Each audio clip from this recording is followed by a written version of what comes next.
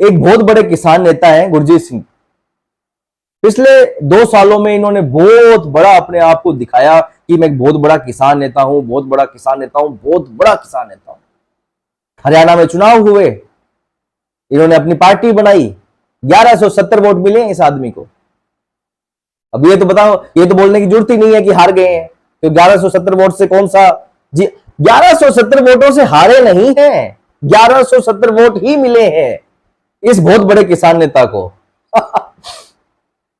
एक और किसान नेता राकेश टिकैत, जिन्होंने बड़ी सारी बहुत सारी संपत्तियां किसान नेता करके, किसान किसान कर करके यूपी में 2 बार चुनाव लड़े थे, खत्म।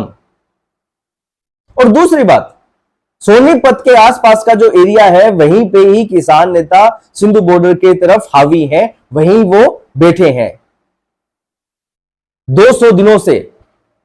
बड़ी बड़ी गाड़ियां, ट्रैक्टर, और ट्रैक्टर भी ऐसे तरीके से किए हुए सेट कि जंग लड़ने के लिए जा रहे हो, इस तरीके से ट्रैक्टर सेट किए हुए, इस तरीके से गाड़ियां आई हुई है बड़ी बड़ी महंगी महंगी पिछले 200 दिनों से। यदि जनता इन चीजों से खुश होती, क्योंकि हरियाणा प्योर कृषि है, हरियाणा में कृषि एक बड़े लेवल पे होती है, वहां किसान है बहुत ज्यादा। यदि हरियाणा के किसान इनकी इन हरकतों से खुश होते तो इन्हें आशीर्वाद देते कि भाई आपने बहुत अच्छा काम किया हमारे हरियाणा के लिए, आपको हम जिता रहे हैं, है ना। पर हाथ में इनके लात भी मारी है, 1170 वोट मिले इनको सिर्फ, वरना तो इस बड़े किसान नेता की जीत होती ना कि भाई बहुत अच्छा काम किया तुमने हमारे लिए। पर नहीं, जनता समझी, इन्होंने सिर्फ और सिर्फ मूर्ख बनाया जनता को कि हम आपके किसान नेता हैं, हम आपकी भलाई के लिए कर रहे हैं। जनता को स्टार्टिंग में लगा, किसानों को स्टार्टिंग में लगा कि हाँ भाई ये हमारे लिए कुछ कर रहे होंगे, पर जैसे जैसे समय बीता इनकी महलें कोठियां बनती गई, और किसानों की फसलें खराब होती गई। क्यों? क्योंकि ये इनके कहने पे कुछ समय तक इनके साथ बैठे थे। किसान यदि अपना खेत छोड़ के इनके पास बैठेंगे, खेती कौन करेगा? फसलें नहीं हुई, इनके घर बनते गए, बैंक बैलेंस बढ़ते गए, यहां फसल नहीं है। ये फेमस होते गए, इनके फसल नहीं है। ये अलग अलग राज्यों में दौरा करके टूर कर रहे हैं, अन्य को रुपए छाप रहे हैं, इनके फसल नहीं है। तो किसानों को यह चीज समझ में आई कि कौन असली है, कौन नकली है, कौन देश के लिए सोच रहा है और कौन सिर्फ अपने स्वार्थ के लिए देश को बर्बाद करने के लिए सोच रहा है। शायद हरियाणा के वोटर्स ने इसलिए वोट नहीं दिए होंगे कि बहुत बड़ी एक साजिश है भारत को बर्बाद करने की, तो हम बीजेपी को वोट दें, शायद ये नहीं होगा।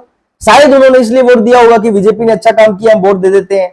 इन मूर्खों ने हमें मूर्ख बनाया है तो हम वोट दे देते हैं। इनसे तंग आ गए हैं तो बीजेपी को वोट दे देते हैं। इन्होंने कुछ काम नहीं किया, बीजेपी ने बहुत काम किया, बीजेपी को वोट दे देते हैं। पर इनका एक एक वोट, एक उस रणनीति जो इतनी साजिश रची गई थी भारत को तोड़ने की, उसको तोड़ने के लिए ये एक वोट हरियाणा के वोटर्स का काफी था।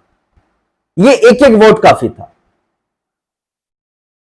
ये इतने बड़े किसान नेता जिनको थप्पड़ी नहीं लात भी पड़ी है हरियाणा की तरफ से, और हरियाणा में कृषि बड़े लेवल पे होती है, तो आपको क्यों जनता ने नहीं समझा? क्यों नहीं समझा आपको जनता ने? क्योंकि प्योर मकसद था आपका जनता को मूर्ख बनाना। यही पवित्र काम था आपका, जनता को मूर्ख बनाना। जनता समझ गई, किसान समझ गए। अब एक पॉइंट यहां ये उठता है कि लोग कहते हैं कि अब की बार हरियाणा में ऐसा था, चुनावों के रिजल्ट से पहले की बताता हूं, ठीक है? आइडियोलॉजी समझिएगा, एक क्रोनोलॉजी समझिएगा, कैसे बातों को चेंज किया जाता है वो समझिएगा, और जिसको करना होता है वो कर जाता है। कि अब की बार तो हरियाणा में ये माहौल है कि सभी कह रहे हैं बीजेपी से तंग आ गए हैं, बीजेपी ने कुछ नहीं किया, वोट तो नहीं देंगे, तो किसे देंगे वोट?